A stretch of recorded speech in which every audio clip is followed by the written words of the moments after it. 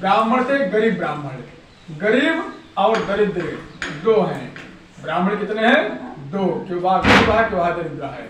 गरीब का मतलब हुआ कि अगर हमारे लिए खाने के लिए कोई सामग्री नहीं हुई, भोजन सामग्री नहीं है, तो हमें केवल 5 घर भिक्षा मांगना चाहिए। और 5 घर भिक्षा मांगे, अगर मिल जाए तो भी जय, न मिले तो भी जय। ब्राह्मण को क्रोधी नहीं होना चाहिए। क्रोधी और लोभी दो चीज नहीं होना चाहिए ब्राह्मण को, वही ब्राह्मण है। और दरिद्रो है कि 10 घर मांगे, 50 घर मांगे, तभी भी पूर्ति उसको नहीं है, वो दरिद्र ब्राह्मण है। इसलिए गरीब ब्राह्मण थे सतानंद जी, और भिक्षा मांगते लेकिन पेट नहीं भरता था। जैसे हमारे सुदामा जी थे, 5 घर जाते थे, मिल जाए तो भी जय, नहीं मिले तो भी जय, लेकिन तभी उनका कभी पेट नहीं भरा। और इसके बाद जो है, क्योंकि भगवान को ब्राह्मण अधिक प्रिय हैं, एक दिन भगवान से देखा नहीं गया, और ब्राह्मण के वेश में ब्राह्मण देवता के समझ जाकर के खड़े हो गए। पूछा, हे ब्राह्मण देव, आप इतना उदास क्यों है, बहुत चिंतित, क्या बात है? ब्राह्मण ने कहा, हे ब्राह्मण देव, मैं गरीब ब्राह्मण हूँ, भिक्षा मांगता हूँ लेकिन पेट नहीं भरता। अगर कोई आप उपाय जानते हो तो आप मुझे बताओ, जिससे मेरी दुख दूर हो जाए, मेरी दरिद्रता दूर हो जाए, गरीबी दूर हो जाए, ऐसा मुझे बताइए। भगवान ने कहा, ब्राह्मण ने कहा, श्री सत्यनारायण व्रतम, हे ब्राह्मण देव, श्री सत्यनारायण भगवान का व्रत कीजिए, पूजन कीजिए, वांछित फल देने वाले हैं। इसके बाद भगवान ने व्रत का विधान बता दिया, पूजन सामग्री बता दिया, बता करके चले गए। ब्राह्मण देवता जब शाम को भिक्षा से घर आया, जो कुछ था उसे ग्रहण किया, लेकिन रात भर नींद नहीं आई। प्रातः काल हुआ, स्नान से निवृत्त हुए, इसके बाद भिक्षा के लिए चल पड़े। जैसे कुछ दूर पर गए, तैसे मन ही मन संकल्प करते हैं। मन ही मन संकल्प किया, प्रभु आज के दिन जो कुछ भिक्षा मिलेगी, मैं उसी भिक्षा धन से आपका पूजन करूंगा, व्रत करूंगा। और जैसे संकल्प लिया, तैसे ठाकुर जी प्रसन्न हो गए, और उस दिन ब्राह्मण पर कृपा किया, इस ब्राह्मण को दुगना भिक्षा प्राप्त हुई।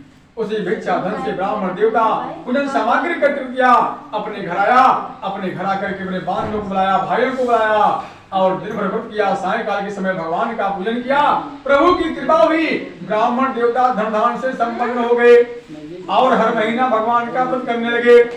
एक दिन ब्राह्मण देवता अपने सामर्थ्य के अनुसार श्री शरण भगवान का व्रत कर रहे थे। उसी समय बाहिकाश्रम संस्थाप्य विप्रास गृहमायो, बाहिकाश्रम माने व्यापारी, लकड़ी बेचने वाला लकड़हारा, लकड़ी गट्ठर सर पर रख लिया और बेचने के लिए नगर को जा रहा था। जैसे ब्राह्मण के दरवाजे पर पहुंचा, उसी समय संगत बजा, शंख की ध्वनि हुई, और शंख की ध्वनि सुनते ही लकड़हारे ने लकड़ी गट्ठर बाहर रख दिया, और जब घर के अंदर जाकर के देखता है, वही भिखारी ब्राह्मण जो दिन भिक्षा मांगता था, आज इतने बड़े भवन के स्वामी है, भीड़ भाड़ के साथ भगवान की पूजा कर रहा है। वह वहां बैठ गया, कथा का श्रवण किया, प्रसाद ग्रहण किया, जल पिया, और कहा, हे ब्राह्मण देव, आप इतनी भक्ति युक्त होकर के, शांतित होकर के किस देवता का व्रत कर रहे हैं? इस व्रत करने का फल क्या है? ब्राह्मण ने कहा, हे लकड़हारे, मैं इस समय श्री सत्यनारायण भगवान का व्रत कर रहा हूँ, हमारे पास रात सब कुछ है, आज जो कुछ देख रहे हो सब ठाकुर जी की कृपा का प्रसाद है। लकड़हारा बहुत प्रसन्न हुआ, और वह भी व्रत का विधान पूछ लिया, और पूछ करके प्रसाद खाया, जल पिया, लकड़ी गट्ठर सर पर रख लिया, और बेचने के लिए चल पड़ा। जैसे कुछ दूर गया, तैसे मन ही मन संकल्प किया, प्रभु आज के दिन जो कुछ लकड़ी बेचूंगा, मेरे पैसा प्राप्त होगा, मैं उसी पैसे से आपका पूजन करूंगा। संकल्प लिया, प्रभु की कृपा हुई, जा पर कृपा राम की हुई, ता पर दया करें सब कोई।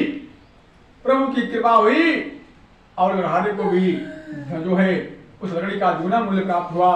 उसी पैसे से पूजन सामग्री एकत्रित किया, अपने घर आया, अपने घर आकर के ब्राह्मण को बुलाया, भाइयों को बुलाया, भक्ति युक्त होकर के भगवान का व्रत किया, और भगवान का पूजन किया। प्रभु की कृपा हुई, उस लकड़हारे को भी धन पुत्र संतान सबको दे दिया, और जब तक संसार में रहा तब तक शुभ भोग किया, और जब अंत समय आया तो जीवित सकल जन्म फल पाए, अवंत मरपद सदन सिधाए, उसे भी वैकुंठ लोक की प्राप्ति हुई।